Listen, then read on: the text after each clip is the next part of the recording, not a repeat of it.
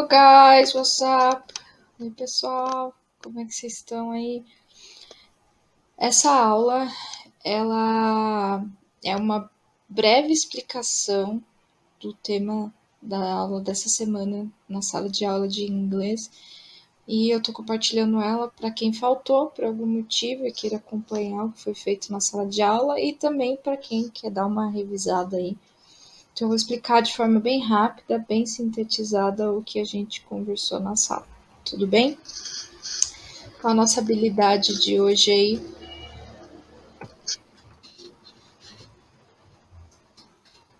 é analisar o funcionamento das linguagens para interpretar e produzir criticamente o discurso em textos diversos e semioses, visuais, verbais, sonoros e gestuais. Tudo bem? E a gente vai conversar aí um pouco sobre collocations, tá? O que são as collocations aí? Então, de forma bem simples e rápida, são combinações entre duas ou mais palavras que ocorrem naturalmente dentro de qualquer língua, tá? Então, a gente tem aí combinações de palavras que ocorrem de forma natural dentro de qualquer língua, e essas combinações a gente chama de collocations. Tudo bem? Então quer dizer que quando eu tenho a frase How are you? Or run out of, então eu tenho collocations. É isso que você está querendo dizer para mim? Não. O que eu tenho aqui são expressões ou idioms e um phrasal verb. Eles não são collocations, tá? Trazendo um pouquinho para nossa língua portuguesa tal, o que a gente tem de collocation que a gente estuda em português que pode se encaixar aqui para vocês tentarem visualizar melhor isso daí, são as regências verbais e as nominais, né?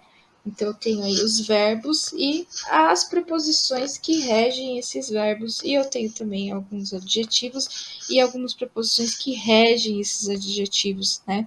Então essas combinações, elas acontecem de forma natural para que na hora de estar escrevendo um texto ou até falando, né, eu tenha coesão no meu texto, né? Que aquilo tenha coesão e, consequentemente, vai se tornar uma coisa coerente. Tudo bem? A gente tem aqui alguns exemplos de collocations with verbs and prepositions. Então, a gente tem aqui alguns exemplos com preposição e verbo. Então, tem aqui algumas das principais preposições que nós vemos em inglês: to, for, from, on, about, with. E eu tenho alguns verbos aí que naturalmente se encaixam com essas preposições. Tudo bem? Uma coisa importante é que para trabalhar com as collocations, você não pode se apegar muito à tradução, tá? Porque a gente tem aqui, por exemplo, o verbo worry about. Worry em português significaria preocupar, preocupar-se com alguma coisa, com alguém. Usando na tradução literal, no lugar desse about aqui, você automaticamente iria usar with, né? Que é o com em português, worry with. Só que essa combinação entre essas duas palavras, elas não existem em inglês. O que eu tenho aí é o worry about. Então eu não tenho worry with. Apesar de, na tradução literal, eu traduziria essa frase, né? Uma frase usando esse verbo e essa preposição dessa maneira. Tudo bem? Então não existe essa possibilidade aí, tá? Nas atividades em sala de aula, a gente vai usar o dicionário, a gente vai usar essas tabelas aqui para realizar as atividades sem problema nenhum, você não vai ter que decorar nada. Por isso que eu peço para que você não se prenda à tradução, né?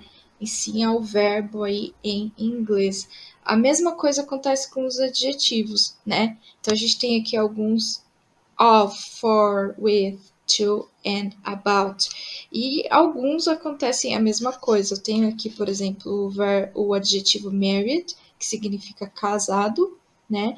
E em inglês e em português, desculpa se a gente for usar a tradução literal aí, eu sou casada com. Então, em inglês eu ia traduzir I'm married with. Não existe. Na collocation dos adjetivos e preposições, nós temos aí married to.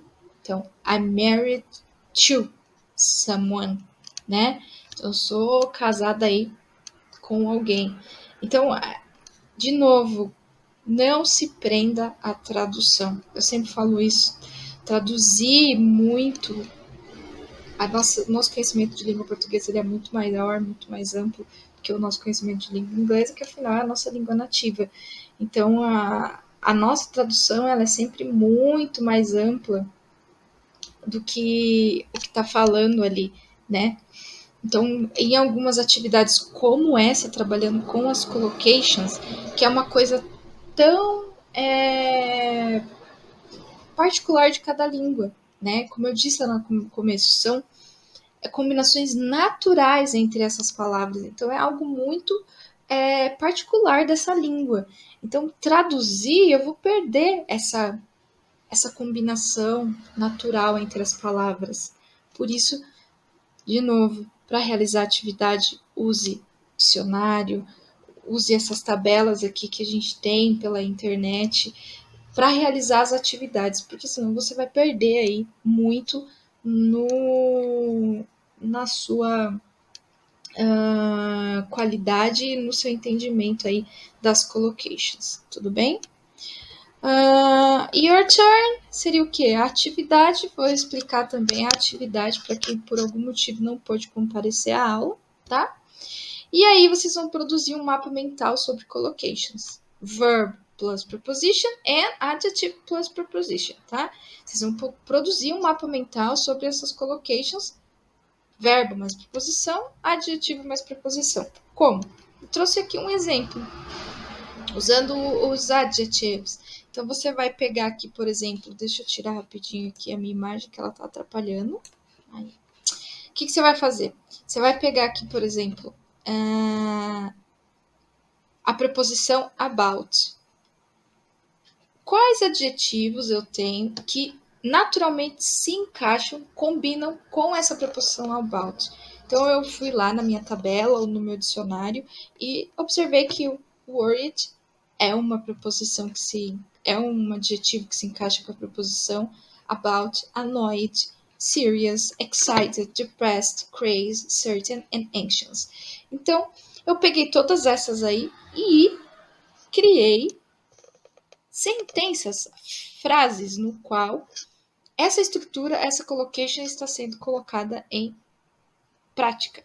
Por exemplo, he's not worried about his upcoming examinations.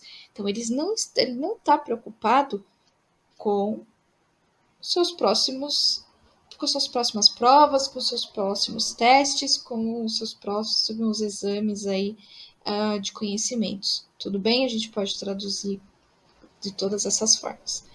Então, vocês vão realizar isso daqui para mim, usando adjetivos plus preposition and verbs plus preposition. Tudo bem?